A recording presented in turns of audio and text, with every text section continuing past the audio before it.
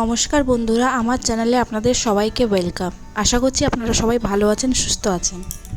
আমাদের ম্যারেজ অ্যানিভার্সারিতে আমরা রেস্টুরেন্টে গেছিলাম, তো খাবারে অনেক কিছুই অর্ডার করেছিলাম, কিন্তু স্টার্টারে আমাদের দুজনকে যেটা সবথেকে বেশি ভালো লাগলো সেটা হলো কর্ন সল্ট অ্যান্ড পেপার। বাজারে যখন ভুট্টা বিক্রি হচ্ছিলো দেখলাম, একটা ভুট্টা আমি কিনেছিলাম। আর ঠিক তখনই আমার রেস্টুরেন্টের কর্ন সল্ট অ্যান্ড পেপারের টেস্টটা মনে পড়ে যায়, তাই ভাবলাম বাড়িতে একবার বানিয়ে দেখি। ভুট্টাকে মাঝখান দিয়ে কেটে আমি সামান্য লবণ দিয়ে সেদ্ধ করে নেব। তারপরে ভালো করে ছাড়িয়ে তাতে আমি গোলমরিচ, লবণ আর কর্নফ্লাওয়ার দিয়ে ভালো করে ডিপ ফ্রাইড করে নেব।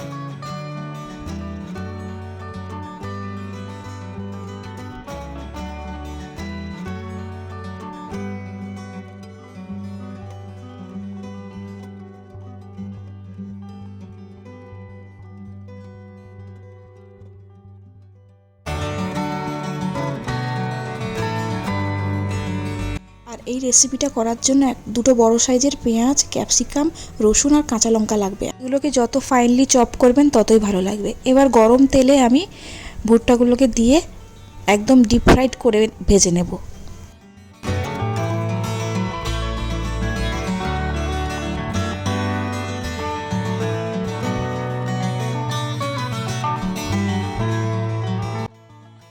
দেখেছেন, ঠিক এরকম ক্রিস্পিভাবে ভেজে নিতে হবে। এবার গরম কড়াইতে 2 চামচ তেল দিয়ে তাতে পেঁয়াজ কুচিগুলোকে দিয়ে দিতে হবে। বেশি ভাজবো না, জাস্ট হালকা আমি ভেজে নেব। তারপর ক্যাপসিকাম আর রসুন, লঙ্কা একে একে সব দিয়ে ভালো করে নাড়তে থাকবো। তারপর দেখুন হালকা ভাজা ভাজা হয়ে এলে আমি এতে স্বাদ মতো লবণ আর গোলমরিচ, অল্প একটু সয়া সস দেব।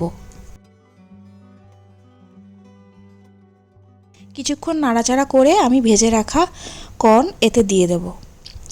আমার কর্ন সল্ট অ্যান্ড পেপার একেবারে রেডি।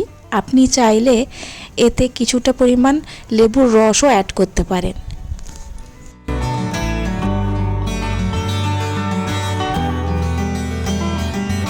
আপনারা এইভাবে বাড়িতে বানিয়ে দেখবেন, সত্যি খুবই টেস্টি লাগছিল।